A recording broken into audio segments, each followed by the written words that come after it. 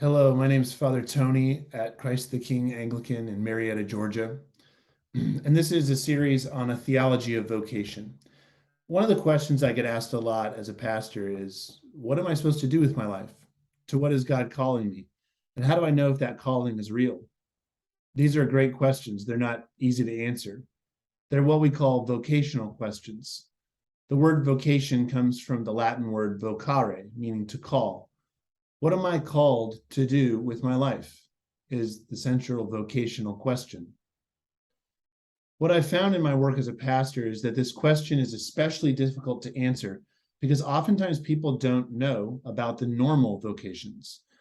It is common for people to be confused about the specific purpose of their lives because they don't understand about the Christian vocations and the purposes for which they exist. The struggles, conflicts, and dilemmas we experience as humans are often resolved when we understand our purpose, when we comprehend what God is calling us all to do and why. Let me give you an example.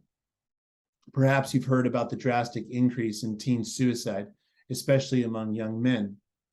Jordan Peterson and others who work with those suffering from depression testify that a common factor in this phenomenon is a lack of purpose.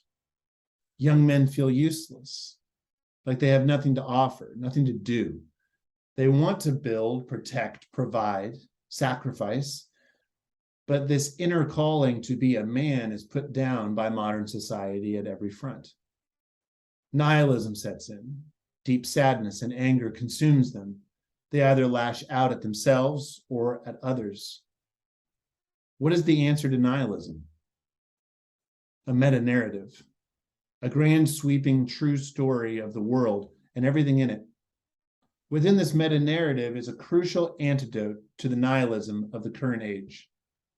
Purpose, calling, vocation. A young man who has a purpose will find himself awake and alive like Adam in the garden, vigorous like Noah building the ark, courageous like David picking up the stones to go slay the giant, joyful like Paul, even in prison. Vocation brings purpose, and purpose brings joy in our work. Perhaps you're a mother at home, feeling unfulfilled and underutilized. A theology of vocation puts your crucial work within the meta-narrative of the gospel. Perhaps you're single and you feel like life is just passing you by. Not one moment is outside of God's vocation for you, God's purpose for the world and how you fit into that. Your singleness falls within a specific vocation within the church. It fills a specific purpose within the world. Perhaps you're married and you're wondering whether the struggle is worth it. These are all questions that are answered through a theology of vocation. This series will be in 7 parts. The first section is on our human vocation, to what is every man and woman called. Parts 2 and 3 will focus on a vocation of manhood and the vocation of womanhood. Perhaps you've never thought about your sex and gender as a calling, but it is. And it's important for you to know what that vocation is. Part 4 will address the 2 vocations of marriage and monasticism, or holy singleness, as the 2 vocations into which every person is called, either the one or the other. In parts 5 through 7, we'll discuss what is commonly called vocational ministry, or holy orders of deacon, priest, and bishop. In the teaching on the Diaconate, I'll also teach on the lay ministry of Deaconess. Throughout this series, one of the questions that will be answered is about women's ordination. Several people have asked me to teach on why we only have men in holy orders at Christ the King and in the REC.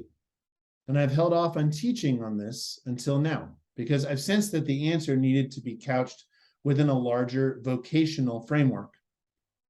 Too often, the teaching that women can't be priests comes along overtly simplistic, purely authoritative lines, sometimes taking quotes from Paul out of context. Women can't be priests because Paul says that they have to be silent in churches, or women can't be ordained because Jesus was a man. Now, while these 2 examples are not irrelevant, Without an understanding about why God made men and women in the first place, and to the specific work to which they're called, then these examples are received as chauvinistic or arbitrary. My hope is after working through a theology of vocation, it will be more apparent why holy orders are for men. I hope you enjoy this series. I think the teachings will be interesting. They're not without controversy. We do invite you guys to make comments and ask questions in the comment section. We're really going to do our best to answer those well. Be kind. We'll be kind back. But I do encourage you to utilize that feature of YouTube. And we hope to accomplish some good catechesis through this media. Each teaching will come out every 2 weeks. If you are at CTK and you're watching this, today's a Sunday. It's the 9th Sunday after Trinity. And I am going to release the first video in this series on the human vocation tomorrow. So if you're watching this on Sunday, wait 1 day and watch it sometime during the week. That is this week's catechesis. I'm sorry I didn't get it all done by Sunday. But I hope you enjoy it, and God bless. Thanks.